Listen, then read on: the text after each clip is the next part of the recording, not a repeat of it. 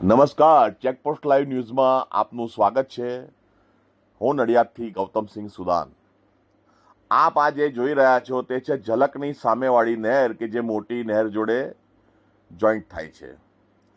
આ નહેરના કિનારે એક બોર્ડ મારવામાં આવેલ છે જેની પર સ્પષ્ટ લખેલ છે કે આ રાહદારી રસ્તો નથી, ખાનગી વાહનોનો પ્રવેશ કરવો નહીં. પણ તમે આ જે જોઈ શકો છો કે ત્યાં આગળ ખાનગી વાહનો જ વધારે પ્રવેશ થાય છે.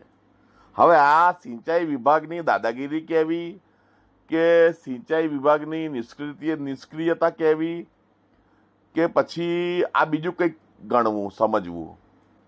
કારણ કે આની ઉપરથી સ્કૂલની વાહનો પણ પસાર થાય છે.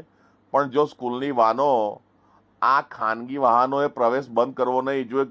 જો સ્કૂલની વાહનો આ જે નહેર છે એમાં ખાબકે તો એમાં ભણવા જતા બાળકોનું શું થાય? તમે આ જોઈ શકો છો ખુલ્લમ ખુલ્લા સરકારી નીતિ નિયમના ધજાગરા કે ત્યાં બોર્ડ મારેલું છે આ રાહદારી રસ્તો નથી. નડિયાદનું સિંચાઈ વિભાગ ગુજરાત રાજ્ય. તો હું ગુજરાત રાજ્યના સિંચાઈ વિભાગને કહેવા માંગુ છું કે આ બોર્ડ લગાવવાનો મતલબ શું? જો આ જે રસ્તો છે રાહદારી રસ્તો નથી તો પછી એ બોર્ડ ત્યાં લગાવવાનું મિનિંગ શું? ખાલી શોભાના ગાંઠિયા સમાન બોર્ડ લગાવી લીધેલું છે. કોઈ આનો મિનિંગ ખરો? ખાલી દૂધમાં ને દહીંમાં પગ રાખવાનું કોઈ બનાવ બને તો કહેવા ચાલે કે ભાઈ અમે તો બોર્ડ મારેલું હતું, લોકો ત્યાંથી નીકળી ગયા. પણ કેમ? ત્યાં આગળ ગેટ લગાવી દો ને. આગળ આ જે વળવાનો રસ્તો આવે છે અહીંયા આગળ આ નહેર ઉપર વળવાનું આવે ત્યાં ગેટ લગાવી દો ને. નાનો ગેટ લગાવી દો લોખંડનો, એટલે કોઈ અંદર પ્રવેશ કરે જ નહીં. એક નાના ફાટક જેવું. બધું જ થાય કરવું હોય તો. પણ આ તો ખબર નહીં કોની લાગવગથી. પણ હવે જ્યારે છે ને કંઈ બહુ મોટી જાનહાની થશે ને ત્યારે આ જે નડિયાદના આ જે અમુક સરકારી વિભાગ છે એ જાગશે.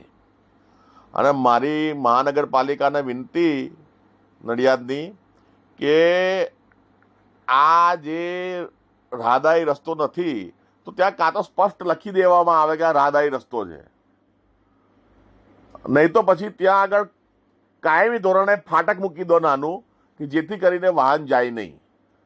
અને આ સોસાયટીઓ જે આ રોડ ઉપર બનેલી છે એના એપ્રોચ રોડ આ નહેર ઉપર કોણે આપ્યા અને કોની મંજૂરીથી આપ્યા એ મહત્વનો વિષય છે. નકશાની અંદર રસ્તો બીજી બાજુ બતાવેલો હોય છે અને એપ્રોચ રોડ નહેર જોડે જોઈન્ટ મારેલા છે. સરકારી નિયમનો ઉઘાડે ચોક ભંગ જે આપ જે જોઈ શકો છો. આ ઝલકની સામેવાળી નહેર છે. આ ગાડી જે છે આ નહેર ઉપર ગઈ. હવે ત્યાંથી ક્યાં ગઈ ક્યાંય ગઈ ખબર નહીં. પણ મેં આ વિડીયોમાં આ જોયું. બરાબર છે. હવે આ બાબતે કોનો વાંક કાઢવો? સિંચાઈ વિભાગનો કાઢવો, નડિયાદના કલેક્ટરશ્રીનો કાઢવો, મ્યુનિસિપલ કોર્પોરેશનના કમિશનરશ્રીનો કાઢવો, કે સિંચાઈ વિભાગના કાર્યપાલક ઇજનેરનો કાઢવો? કોનો કાઢવો? કે ગુજરાતના સિંચાઈ વિભાગનો કાઢવો? કોણ આમાં દોષી છે એ મને કોઈ અધિકારી જણાવશે? કારણ કે આ પ્રશ્ન મોટી નહેર ઉપર પણ હાઈવે બાજુની જગ્યા છે ત્યાં પણ આવું બોર્ડ મારેલું છે કે આ રાહદારી રસ્તો નથી. તો જો રાહદારી રસ્તો ના હોય તો આ બોર્ડ ત્યાં શા માટે મારેલા છે? શેના માટે મારેલા છે? અને પાછું આ નહેર પાછી આગળ જાય છે આખડોલ કેરિયાઈ બાજુ, બીજી નાની નહેરો. એ નહેરો ઉપર તો પાછો ઇંગ્લિશ દારૂ પણ વેચાય છે. હા, નહેરો ઉપર આ ખાનગી વાહનોએ જવું નહીં એ જ્યાં બોર્ડ મારેલા હોય છે ત્યાં આગળ જ ઇંગ્લિશ દારૂ વેચાય છે. બોલો, આખડોલમાં. તો એ બાબતે સિંચાઈ વિભાગ કશું કરશે?